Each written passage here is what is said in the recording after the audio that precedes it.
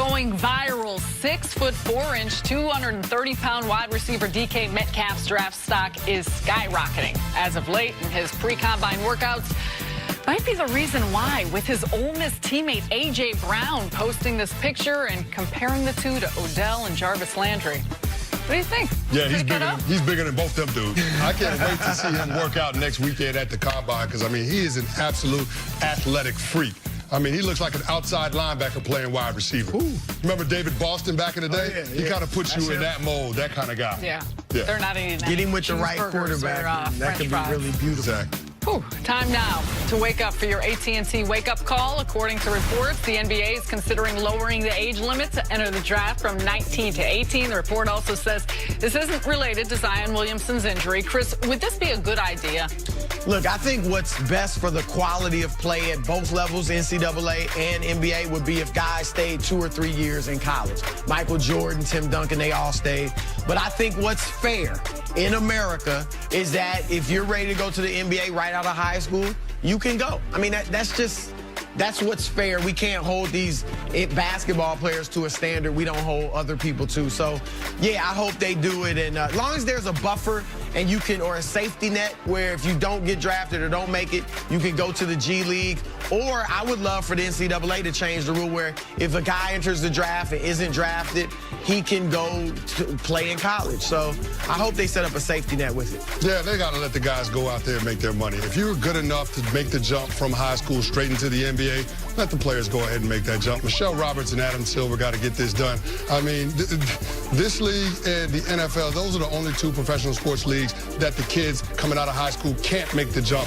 You can do it in hockey, you can do it in baseball. They need to let the basketball guys do it as well. James Harden fouled out with less than a minute and a half to play in last night's loss to the Lakers. Harden was called for 4 offensive fouls throughout the course of the game.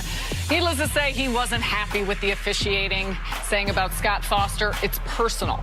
Chris, is Harden out of line here? I mean, obviously everybody's going to say you get to the line 11 times a game. You draw fouls that some players think aren't fouls, so they're not going to side with Harden. But I get where he's coming from. I think Scott Foster's a good official. I know the players voted him the worst official in the league a few years ago. But I do get where Harden's saying, look, I want to be able to have a conversation with the referee and talk with him. It can even lighten the mood if, you know, there can be some humor there. So I don't think referees should be opposed to that. But on the other side, they don't want to hear a player in their ear after every single call. There's got to be some dialogue because the players got to know how the game is going to be officiated. But, I mean, you could understand the Houston Rockets' gripe because both of their star players fouled out at the end of the game, and they didn't shoot a free throw in the last 20 minutes of that ball game. So I get the B, but that's some strong criticism coming from James Harden after that game. It feels like it's personal, the heat that was coming off of James Harden in that post-game press conference. Yep. He did. To the Warriors, they barely beat the Kings last night, 125-123. Steph Curry, he had 36 points on 10 three-pointers. Can he surprise the Warriors struggled last night? A little bit surprised. I mean, but I guess they're coming off of the All-Star break, and so it takes them a while to kind of, you know, get back in the flow of things. But that team understands this is not about the regular season for them. It's about what they do once they get into the postseason. The thing that I was shocked about is how routine Steph Curry makes making 10 three-pointers look. I mean, that's his 5th 10-point three-point make game in this season, which is an NBA record. So, I mean, Chris, you said it before the show. He's the best shooter the game has ever seen. No question, no question. And he would be in the MVP race. I'm not saying he would win it, but he'd be right there in the race if he hadn't missed 11 games. Only Allen Iverson and Bill Walton have won the MVP award in the history of the league when missing 11 or more games. So unless Giannis, Paul George, and James Harden all of a sudden get injured and miss a lot of games, Steph won't win it. But he's having a tremendous season. And I'm going to tell you something. I struggled last night. The Kings got something going. They have a nice young core. They're legit. Yeah, they're going to be good in the future. That's why it wasn't so much the Warriors struggling. The Kings are. Right. And can't you remember, Chris didn't just say it last night. He was the first to say it. Oh, you were the first one on that train. I'm claiming that. I'm claiming that. Kyrie and the Celtics taking on Giannis and the Bucks last night. Less than 6 minutes to go, and Chris Middleton misses the shot. Outlet pass to Jason Tatum, and Giannis watch out, coming from behind, chase down block. He got it done on the defensive end. He also would finish the night with 30 points. Now, less than 2 to go, Celtics down 1. Kyrie, this is crazy. Ridiculous up and under. Game tied at 95 now. And then Middleton, once again, the go-ahead 3. So Kyrie has a chance to win it at the buzzer. No good, though. Bucks would win this one 98-97. Kenny, what did last night tell you about the East? I think that last night told me that the East is going to come down to these two teams. I mean, as closely contested as that game was, I really like what the Milwaukee Bucks are, especially defensively. And then, of course, you're talking about them having the best basketball player in the conference in Giannis Antetokounmpo. I know you said you have him right there at the top of the MVP race this year. I mean, I guess it's going to come down to him and James Harden more than likely. But, I mean, just the way that they commit to playing team defense. I mean, that's been a point of emphasis for their new head coach. And, of course, that team is able to make that jump from the bottom half of the Eastern Conference to the top because their best player has accepted the challenge.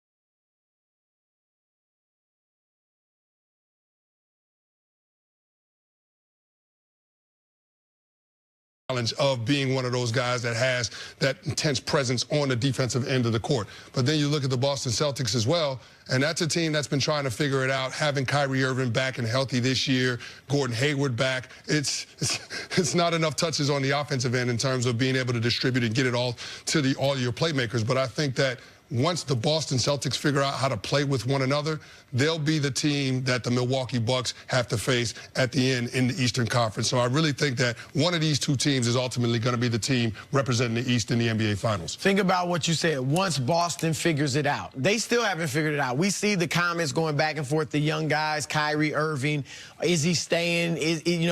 Are the young guys happy with their roles? All of that is out there, and they still went into Milwaukee and almost beat the Bucks. The Bucks had the second best home record in the league. They almost beat them on their home floor. People looking at Boston's 5th seed and thinking, oh, this is a bad year. They're not what we thought they were. No, they're going to be there. They're going to be a tough out. I put Toronto on the level with these two teams, but I like what Masai Ujiri did and traded for Marc Gasol at the deadline, too. I think that was a good move. That's a nice move. So. Yeah. Boston, I would not be the least bit surprised if Boston wins the East. I'm picking Milwaukee with a little hesitation. I think any pick in this conference is you're hesitant because they're all so close.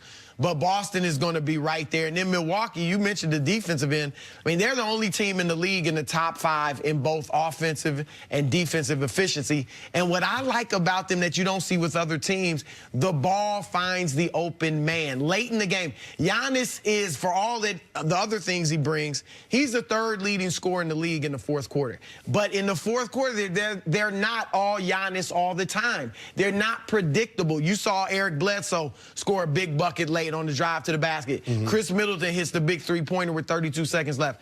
Other teams, we know it's going to Kyrie. We know it's going to Kawhi. We know it's going to LeBron. We know it's going to Harden or whatever.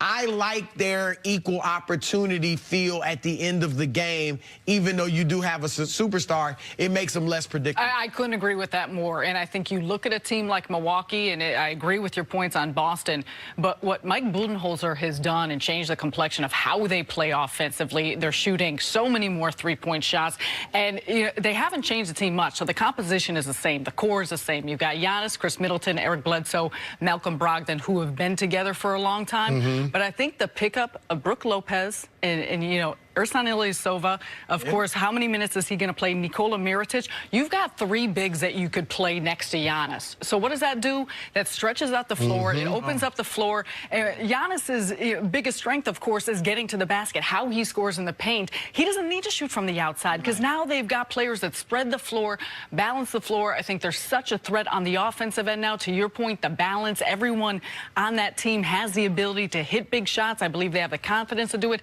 And then defensively, when when you've got a lockdown defensive team that does so much with their length, their versatility, their multi-positional, I mean, really, you go down the look of their lineup, and they can guard 1 through 5. They can switch.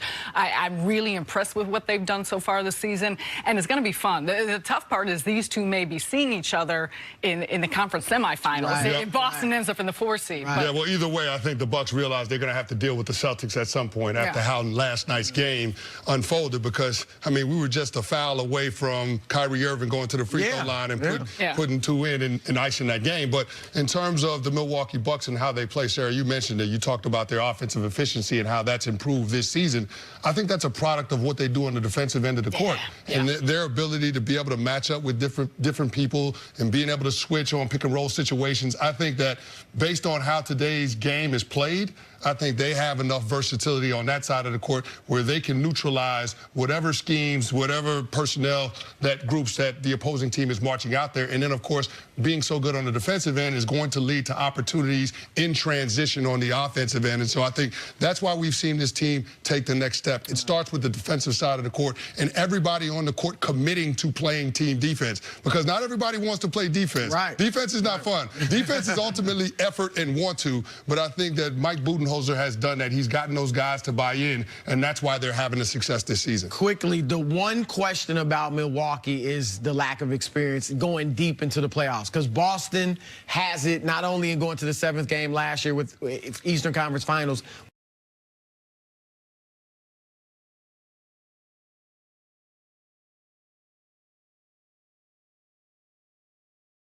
Without Kyrie, but obviously Kyrie has won a championship and been to the finals plenty of times. Toronto, they've gone deep into the playoffs together, and then with Kawhi and Danny Green, that's a lot of championship pedigree. So Milwaukee doesn't have that. That's the one question about them that I don't have about the other I'm with you on that. The one thing I will say, though, is that they've been to the postseason now, this group together for 3 straight years. So I feel like this may be the time they take the jump. And for as much as we talk about the Warriors playing with joy and liking each other and appreciating one another, you see